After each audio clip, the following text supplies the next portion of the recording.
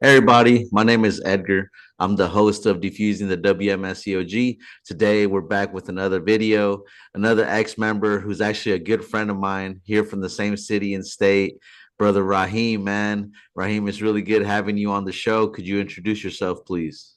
Hey everyone, I'm Raheem. I live here in Wichita with Edgar, and well, we are actually really good friends and all, and actually love this man. Yeah, man. Likewise, brother, man. We've been through a lot together, bro. Oh yeah, We were there in the year during the year Jubilee shenanigans, and that's actually when you came in. So yeah, I yes. remember a lot during that time. But I think your story is amazing, bro, and I really want to get into that. So let's just start from the beginning. How did you get introduced to the WMSCOG? Where were you in life around that time, and like around what year was it as well? During that time, I was staying with this married couple that I know from another church, where I was a member there. I was there for like 9 years. When I crossed paths with people from the WMS. It was 2015. It was like during the summer, and it was like went to go.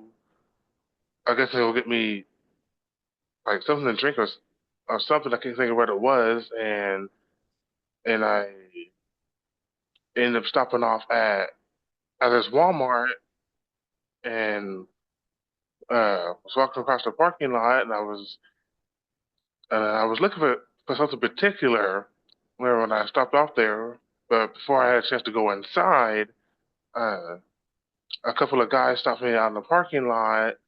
We got to talking, and they was wondering, if I was a Christian, if I, went to church and everything. So I told them I did. They asked, what church I went to, and I, told them what church it was, and everything, and I ended up, getting baptized and all, and they, showed me like, like a handful of verses and everything, and just it made sense. And I was like, in 2015, it's just at the time, it just took me like I want to say like a year before I actually started attending services uh, at the WMS, and starting off was kind of kind of rough and everything because like I had to like pretty much switch up my whole time routine on doing everything because I went from like had to being up late on a Friday night to going to bed relatively early just so I can wake up early on Saturday so I can keep service and everything. And it was totally different from what I was used to in my way of life. Yeah, especially because it's not optional for you to, according to them, it's not optional if you want to keep the Sabbath or not. You must keep the Sabbath, all three services, because if not, you will be cut off from God.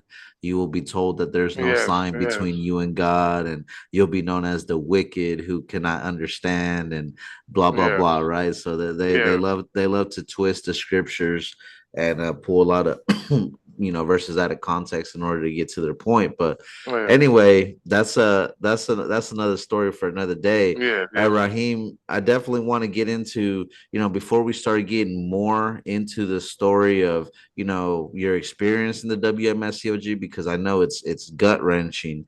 But to give the audience some context, could you maybe explain your story, like, when, growing up, because I think that your story is very powerful. We were kind of talking, beforehand, and I wanted to, for you to share with the audience, kind of some of the stuff you went through growing up and how that will, play a role later in you joining the WMSCOG and even in your experience there.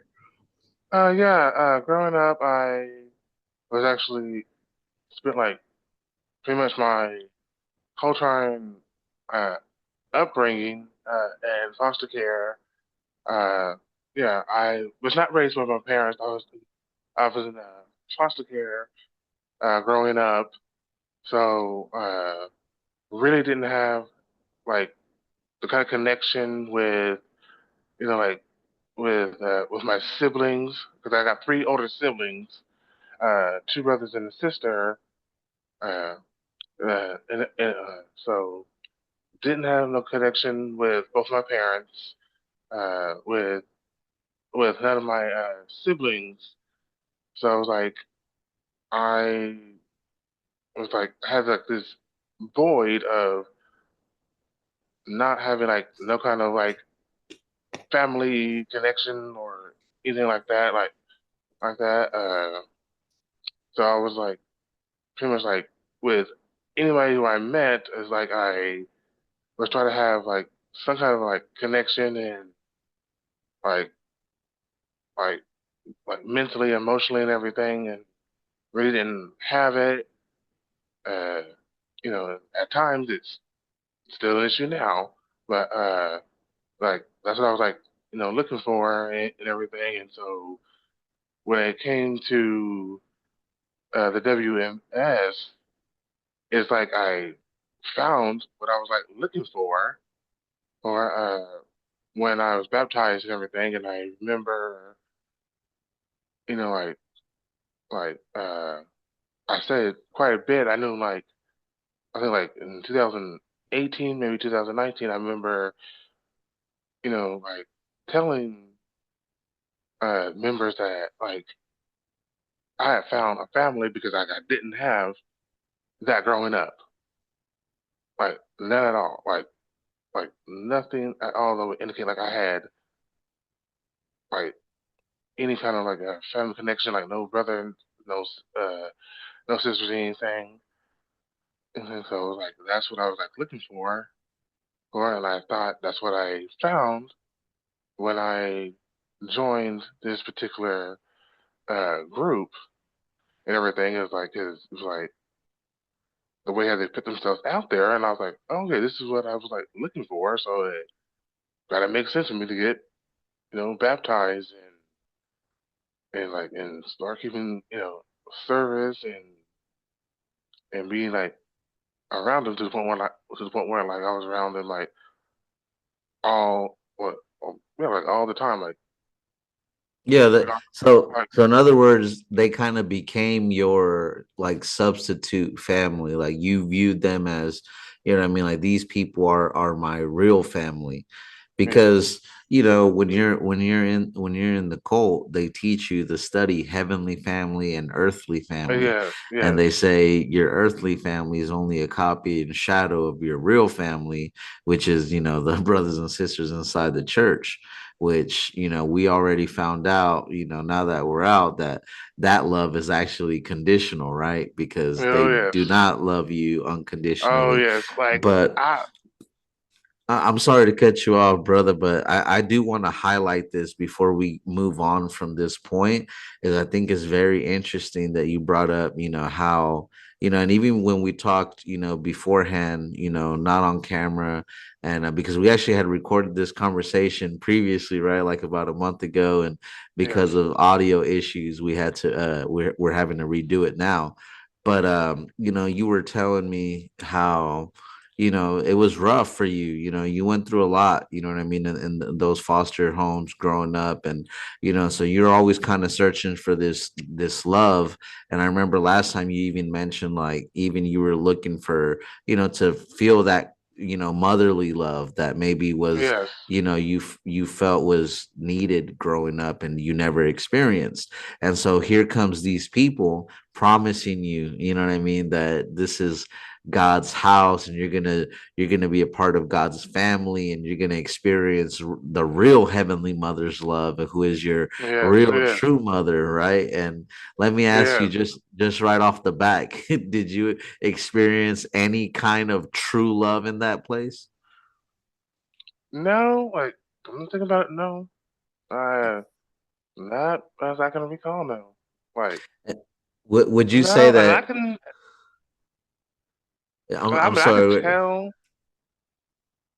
Go Oh, go ahead. ahead. I was gonna say I can tell because been exposed to it so many times, like how people really are, and I can kind of tell, like like a lot of times, like no sooner like I walk in a room, I can like tell, and or maybe like with me being the kind of person I am, I'm preserved. So like if I like sense something, I'm like I'm gonna try to feel this out like so like yeah, there was times like I kind of got that. I'm like, okay, that was awkward. Yeah. Like, Yeah, no, you know, I know that being in the WMSCOG, there's going to be definitely we could probably name 100,000 different times where we felt uncomfortable or noticed red flags, but unfortunately we suppress them, while we're in the cult. But let me yeah, ask you this, like, because I know that you went through some terrible stuff when you were in there, which we'll get to later, but I want to ask you, like, when you first joined the church, right?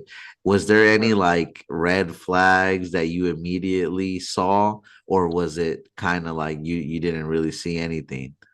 yeah. It was like when I first started going, it was like being judged, like straight up judgment, like who are like people looking at me like, okay, who are you? Type of thing. Like, didn't have to say it, but it was Yeah, like like I could just like look on their face. It's like I practically read their minds. No, and I can't do that. But like, yeah, but like, but I was like, who are you? Like, like this. Turn around and walk out the door. I'm like, yeah, it's like, yeah, it's like people are looking at me crazy, like wondering like who I am, and like I'm not gonna make it to heaven, like like they have that power and that decision, like like on uh like just I'm not gonna say that, but yeah. Like if like they're the ultimate authority of who gets to go to heaven or not, and they'll definitely make you feel it if they are trying to make you get the vibe that you're not going to make it, or you need to do more, you need to do certain things in order to get to heaven according to them. But I want to mention Raheem, like, during your whole time there, I remember, bro, like you used to be faithful member. Like you were yeah, not just someone that would just show up every blue moon. Like you were there. And I want to talk a little bit about, like, I remember, when you first joined the cult, and I remember that at first they were giving you rides, and I remember yes, that, they were picking you up and everything. And a little bit after that, just like we've heard so many different stories from ex-members, after a little bit where you kind of start getting into the indoctrination process, then they started saying, oh no, we cannot give him rides anymore. He needs to show his faith. And I remember, a lot of during that time, I remember you still showed up, man, whether it was snowing outside, yes, raining, whether it was scorching hot outside, you yes, still showed up. You found a way to get there. And what surprises me, and what really is gut wrenching, and it really makes me angry, is even after doing all that, the way that they treated you. And kind of how you alluded to before, because of your experience of being in the system, the foster care system, and just in the system, like, yeah, you picked up on how to read people. You picked up on how to know when someone is being genuine, or when someone is just, full of crap. You know what I mean? When they're putting on a facade, and when they're trying to act like they love you, but when someone is speaking behind your back, and when you feel like they're trying to push you out the door or make you feel not comfortable. And so I want you to kind of touch on that, some of the stories you had shared with me of like, when you would come to church after, doing what they asked you to do, which was showing your faith. You would walk, and the distance from your house to the Zion is not a short distance. Oh no, So it's not, cause it's like one of those things like it's so it's like a what at least like an hour walk, if not like a little longer, depending on on the weather. And like the Pacific Way, I may go because sometimes I would switch up, but I pretty much stuck to the same route all the time from where I stay at to the church. And it's like like I said, like over like an hour walk in both directions. So when I was walking, I was like when it was cold enough to where we had snow, it's like slipping on past the ice, uh, and everything, and like not having like one person stopping to make sure I'm doing all right, and having snow go in my shoes, yeah, and had to like figure out where I need to step at, like when stepping down like off the curb and crossing the street illegally because like the yeah, snow wasn't as deep in some spots, and yeah. then when it was like raining out and just like stepping in like mud puddles and everything else, and be like soaking wet. I mean, completely drenched in water because it was raining that hard, and it was like I'm literally was like at times praying that it'd be like no weather, like no rain or anything, and get caught in it regardless. And And let me add this.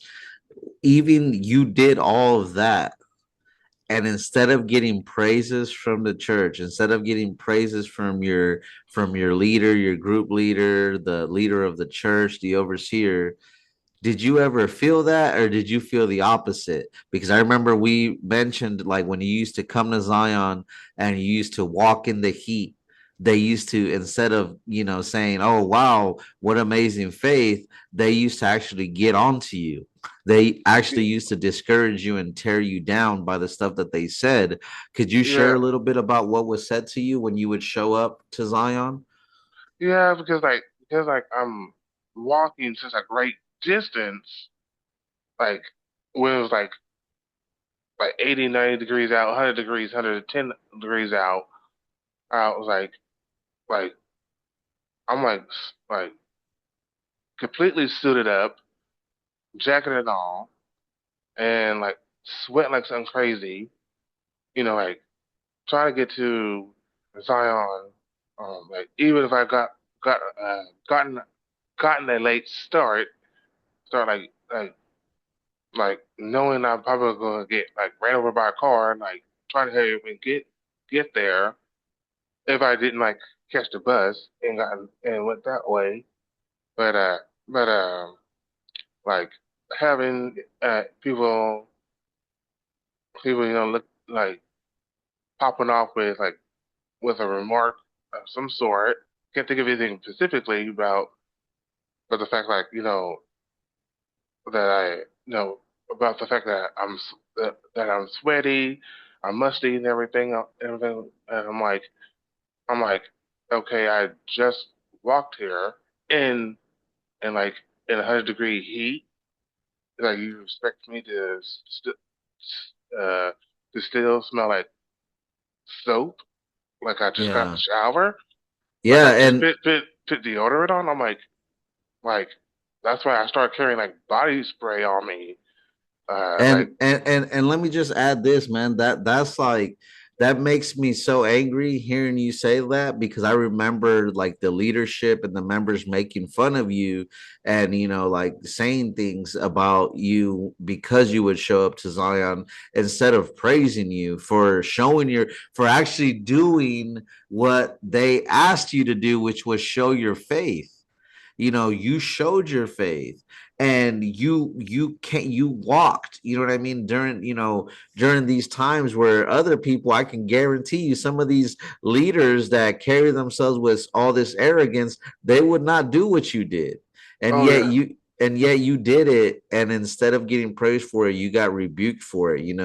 uh, you were told, they mentioned, to you stuff about that, but like you said, how can they expect you to look like you just came from your house if you just had to walk an hour in all kinds of, weather conditions just to get to the church?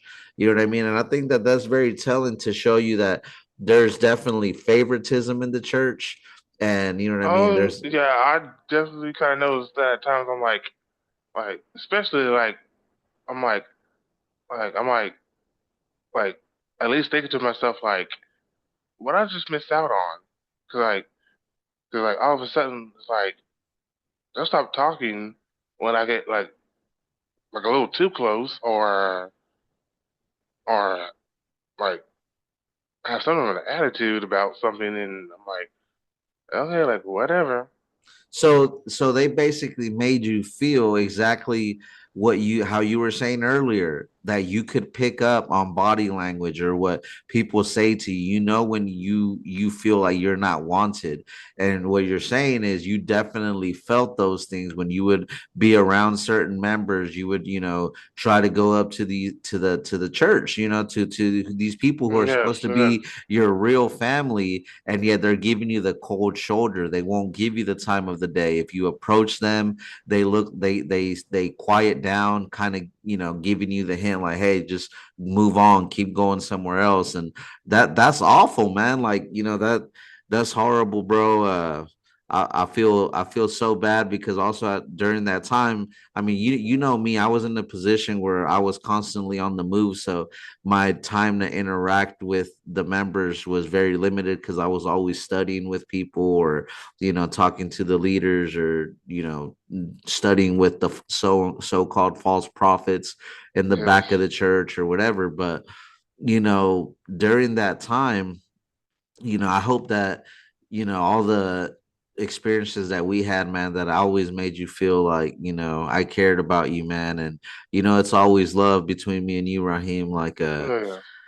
and but it really hurts my heart, man. To I wish that I would have done more, at the time. If obviously, if I knew what I know now, what I mean, things would have been different. But there's so many things that, looking back at my life and my past in Zion, and I feel so guilty about for not stepping in for certain things that I knew that was wrong. And your situation was definitely one of those things that never sat right with me, the way that they treated you, man. And because again, like you said, all you wanted, man, was genuinely, you really loved God. You came to this place because you thought that they had the true God. And not only that, but you were intrigued by, there being a heavenly mother, and Yes, you getting to feel her love and her children's love, because they are a reflection of her. But then yes. you come to find out that, well, her love is actually not so great after all, because Oh no. look at how her children, treat people, and Yes. again, it's very telling, man. Let me ask you this, Raheem. Like, when did you start noticing? Well, I know that you said you picked up on some of the red flags, but I guess my question is like, what is it that started to make you realize, like, what, maybe this isn't the right church for me? Like, they're going a little overboard now. I mean, like I said, like there was times like I was feeling like judged, uh, like there's all kinds of different things, and I just uh toughed it toughed it out, like from being judged to like not wanting to be like greeted no sooner I walked in because I would have to like say something like to certain people like a second or third time before I could get them to acknowledge I was there. Uh, like let's see here, like let's see here, judged not being wanted, like like I'm just like that fly that won't like leave you alone every time you Yeah. swat at it, and And just like being like literally like walked right on past like nobody didn't see me. I'm like okay, I might not be the best looking person, but it's like you could have like said something and even when members would drive past me, like driving down the street, and I may may have recognized the car or whatever the case may be, I'm like really, like you couldn't stop, and then when I got into the church, they'd be like, and they will say something about like seeing me walking like on one street or another. I'm like, really, you couldn't stop, like yeah. versus uh when I versus like at times when I was like, well, there was like a couple of times when I had somebody who at least stopped to see how I was doing, if not picked me up and took me to where I was going. Well, actually more than twice, but I'm just saying like at least like it took like somebody outside of them like just like making my day just by stopping, and I'm like, oh But yeah, this. but I these mean that well that's probably getting ahead of myself, but yeah, I'm like making me feel some kind of way, like I didn't want to be around them, like around them, like I wanted to like to kind of like stop, but I was like, no, they're the truth, and so I got to stay in here, and I just kind of toughed it out, but but then like we get closer to the end, and it was like that's when I kind of noticed like the leadership is like really started like being real quite negative and like was pretty much wanted me to was trying to get me out the door that much more, but I was like I didn't see it, it's like I seen it, but I didn't see it. Yeah, no, I get it, man. And honestly, man, again, it just hearing you say some of that, man, it gut wrenching and also makes me very angry to hear that the way that they treated you, man. Because and just for reference, the people that you said that picked you up and helped you out, those were not members of the WMSCOG, right?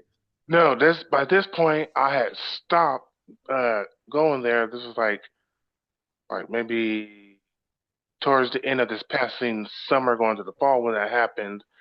Because I remember this one lady uh uh was actually the church that I'm going to now, which was the church I was going to before I joined the WMS. Uh, when I went back to the church I was going to like years ago, and this woman who has been like a member there for like for it seems like forever, even when I was there before. Her whole time family, if I'm not mistaken, attend this particular church. Uh, I didn't know who it was because she, passed me, pulled up in somebody's driveway, and when I seen who it was and everything, she had gestured for me to come to the car. So I went to the car, gotten in, and we went to when we went to the church because it was like choir rehearsal and So everything.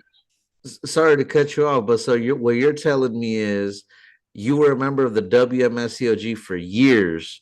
these people did nothing for you except make you feel unwanted, made you feel like you were not welcomed, make you feel like you were a fly on the wall.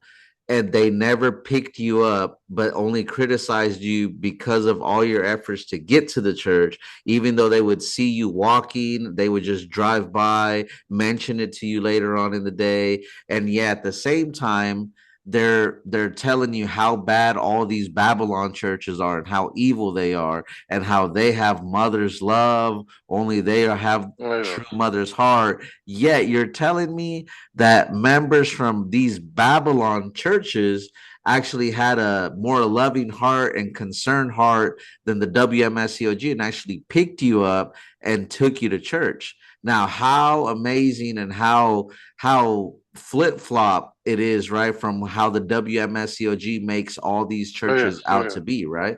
Yeah. And yeah. And that's I'm like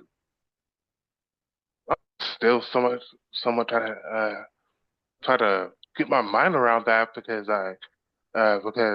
the this particular lady, uh she's married, she has children, so like I know she is somebody's mother, and all, and I can sense like her motherhood and Mm, everything. So I'm like this woman, like I don't even know if it was like in that moment when she like stopped and picked me up. Like I'm like, okay, she could have been on her way somewhere. yeah. Like like I just didn't know what she was exactly doing. She could have been like I don't know, like on her way to like a meeting of some sort, and could have been late to stop for me. Like literally, she could have been late. She could have like just about anything could happen to where something. I was just like totally surprised because like I said, like I'm so used to having people drive past me. It just kind of caught me off guard that she had done this, and it actually made my day. Just that little act right there by That itself. gesture. Yeah. Yes, that gesture made my day.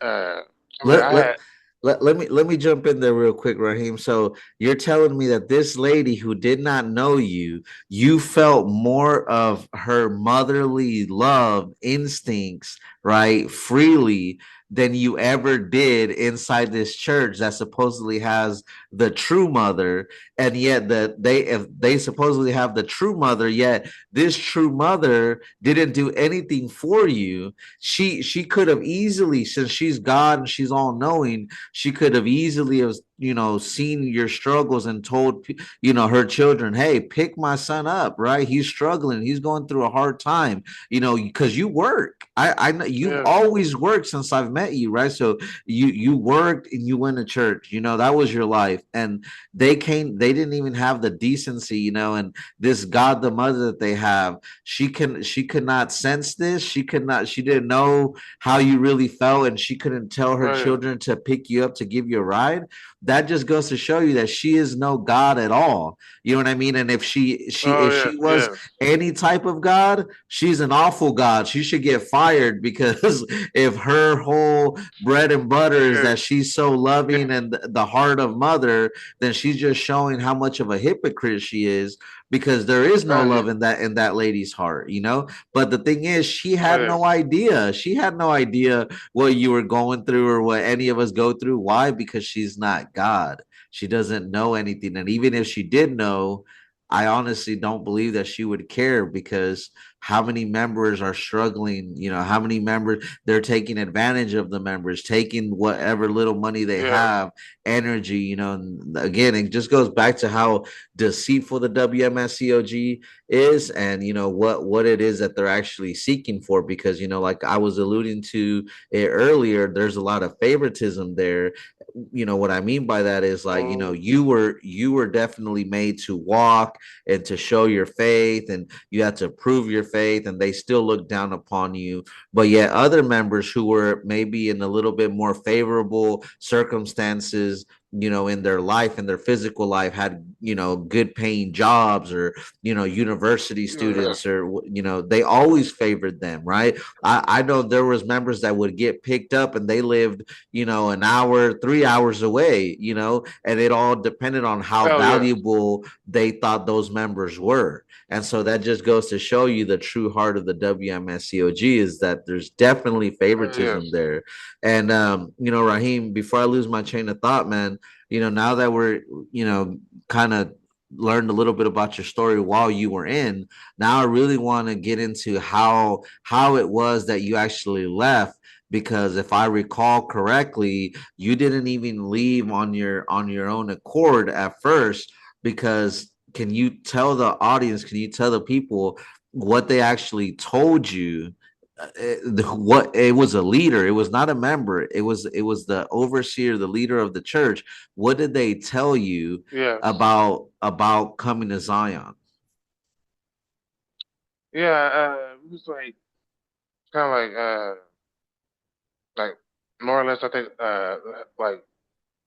like coming out of the pandemic and everything, like towards the end there, uh, and it was like was telling me that okay, when everybody when everybody was allowed to start going to church and everything, they started saying that I can keep third day service and in the evening service. Yeah, it was the third day service and in the evening service on Sabbath day, and just keep the first and second service at my place and everything. So that's how they started, kind of kind of like pushing me out and being like pretty much like more aggressive about it, and it was getting to the point where like I started missing services just just on my own and everything. That's like like okay, where's the love at? Yeah. And it was like having me like really scratching my head like okay, where's the love at? Having me looking like okay, like like am I doing something wrong? Like what the heck? And so it and might have been like so and at first it might have been like a week, like a week or 2 weeks or maybe a month, depending on the situation at hand. And then maybe I think like maybe no more than maybe 2 months. I might not have been there. I've been there before I came back, and I just made up some reason like oh I had to work or I had issues like with my family, even though like I haven't like seen my family. I just said that just to say something, so like I can explain like my absence.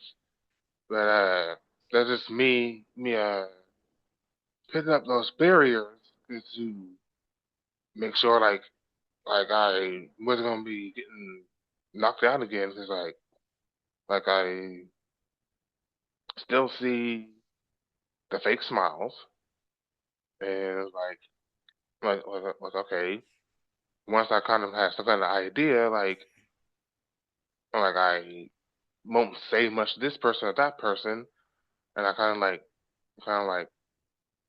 I'm like lowering down like my shield and everything.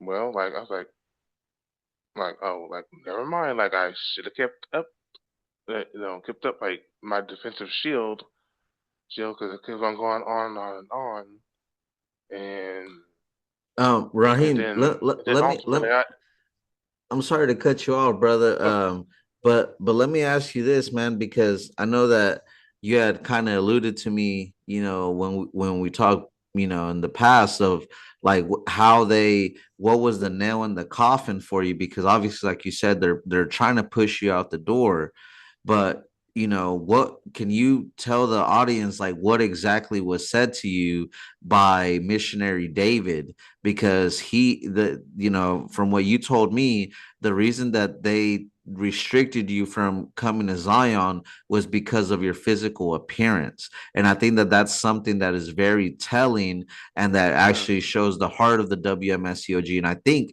they actually promoted this guy to an elder now. So he's Elder David.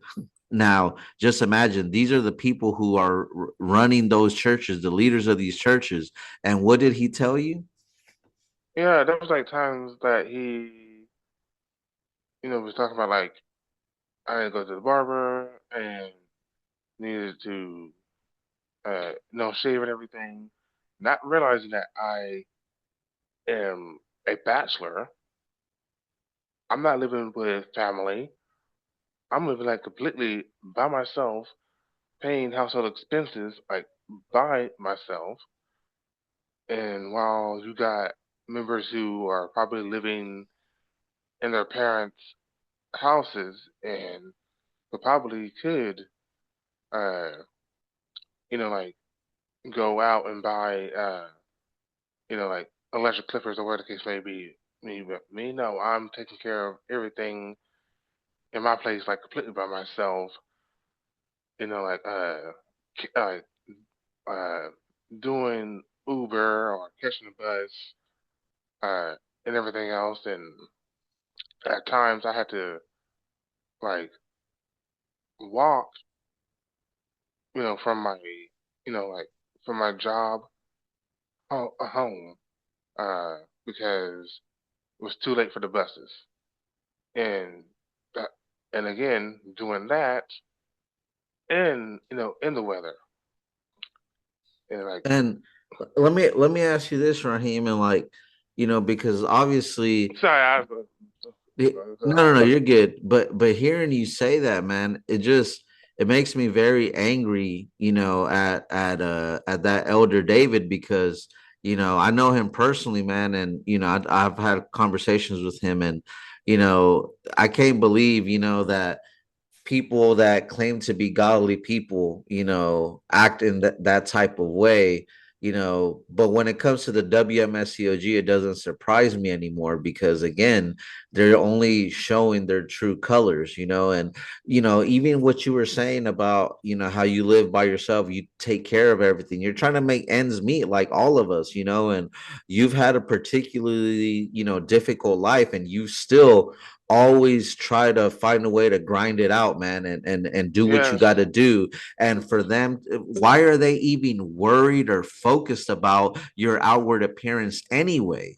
The Bible, which they claim to follow, right, as the yes, authority, the Bible tells you that God doesn't look at the outward appearance, only men does, but God looks at the heart. So yes, why are they so focused if they're God's true church, right? Why are right. they focused so much on the outward appearance, right? Uh, yeah, And I mean, go ahead. there's like so many things like I was always worried about like what is it, Matthew 7 uh 21, I believe 21. it.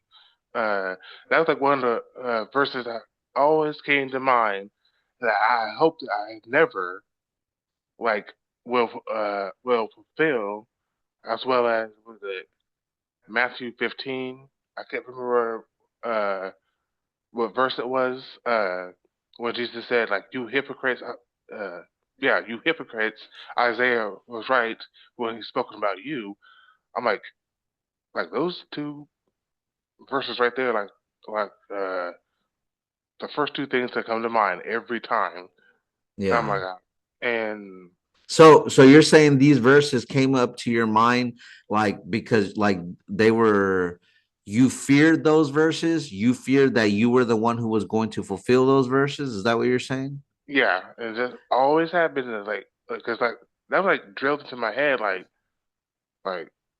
I mean like I don't know, it's just the way how they Yeah, like no, like I present themselves, you know, like yeah. I'm like because of it and everything. Yeah, So the way so that they. Raheem, again, sorry to cut you off, brother, but I think this is important to mention that you're worried about those verses. Well, I want to tell you, you don't have to be the one to worry about those verses. If Oh, anything, it's the World Mission Society that needs to worry about those verses because they're the ones who are fulfilling those verses to a T. They're the hypocrites. They're the ones who act a certain way in public and act a certain way behind closed doors, right? And oh yes, so they're the biggest hypocrites. They're the ones who do not do the will of God. They do exactly the opposite, yet they cry, when anyone attacks them or basically exposes them for who they are. Yet this is literally what they do every single day is they go to the stores, they go to college campuses, and they make mm, people feel like they're inferior to them because they don't keep the law. They feel more righteous than everyone else because they keep the Sabbath and the feasts and the new oh covenant, yeah, supposedly, right? Which oh, again, they get it out of context, but they're just like the Pharisees and Sadducees who missed the entire point of yes, Jesus coming and why yes, he came. Jesus wasn't so much focused with the outward more than he was with the inward, right?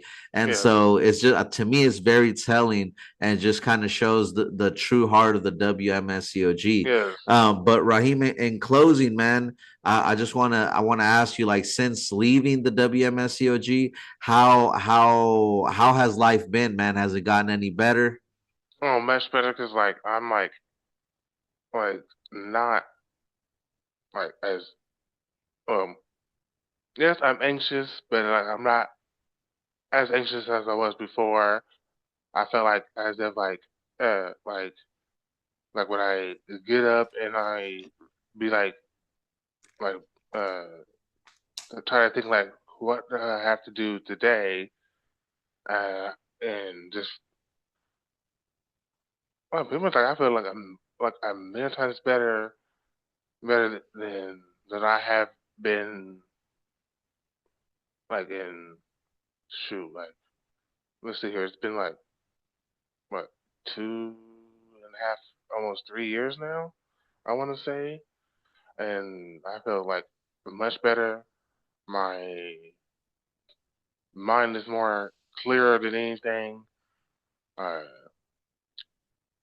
almost like as if like when you go up to these workout centers and you pick up like those weights and you're like when you bench press and get that one person who has like too much of the weights on them and they can't get the push bar up, but now I feel like I got all that weight off of me. I'm Yeah. I'm trying to describe it, but it's, No, yeah, I but think I that's think what it's like. That's exactly what it's like. It's like right now, it's like sorry to say this, but it's like I'd rather be stepped on by an actual creature that weighs a lot, like an elephant or something, like versus deal with them because like that's what I rather deal with because like at least I would be more merciful than yeah. them. Yeah, the only um I can only say, man, that I'm very happy for you, bro. It seems like you're in such a happier place, even talking outside of the camera. I'm very happy for how life is going for you, and you've even reconnected with some of your physical family, right? Your Yes, brothers and yes, yes, yes, because well, the way how that kind of worked out is, well, social media. Because like, huh, everybody's on social media uh, cause I remember one time when I was talking to my sister over the phone. I can't remember how far back that was. When she had looked up my name, uh, she was like seeing all these different people with my name or one similar, And she was like, "Well, let me just look at the profile and seeing that uh that on my profile of social media, Facebook, that my hometown, what my hometown was." And so Yeah, she's like, okay, that's the only one because it had both city and state. So, I'm like, so I'm not originally from Wichita, lived here in Kansas all my life, but so I'm like 2 hours north from here. It's my hometown. So, yeah. and But so it's kind of crazy how it was a full circle moment how she found you, and now that you're connected not only with her but with your brothers like you were telling me earlier. And I'm so happy for you, man. Like, you genuinely seem so happy. Especially, I remember seeing you when we were still both in the cult, man, and you look miserable, you look sad. And now seeing you, man, it does my heart good, bro. And I'm very happy for you. I'm very proud of you, man. Everything that you've done, everything that you've overcome in your life, bro. And I look forward to even after this, yeah, man, having a yeah, conversation with you, bro. But I yeah, want to go ahead. yeah. I mean, I was just gonna say it's like I I was just absolutely surprised that I told some of the guys there stuff like I wouldn't tell anybody else. Like I never really mentioned anything about my family at all. I just kept that to myself. And somebody might have asked me about my parents and or the case may be, I'll be like just say that they had passed on and just then left it at that. Like try to keep from not answering more questions about that because like it was just too painful for me to think about it. Yeah. And then now like I kind of glad I I'm glad I'm out here and kind of you know discussing it because discussing this because my physical life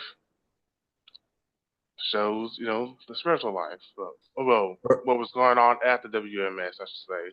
Yeah, Raheem, before we get off, man, in closing, I just want to say to you, bro, that what you did today, coming on here and choosing to share your story when you didn't have to, and letting yourself be vulnerable, man. I really commend you for that, bro. Thank you, man. It was an honor having you on the show. I know it's gotta not be easy to talk about some of these things, but just know that it wasn't in vain, because I know that there's going to be so many people that are going to be positively affected by your testimony, bro. And I just want to thank you for that, bro. And I'm definitely going to be sharing with you, any emails and comments and anything that I always get from all my videos.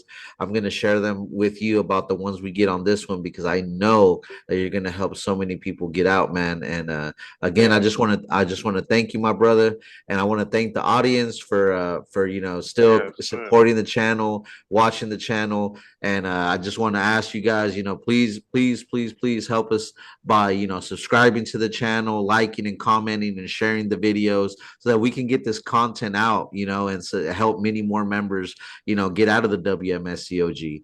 And we got some big projects that we're working on soon. We got some more interviews and some collabs coming up.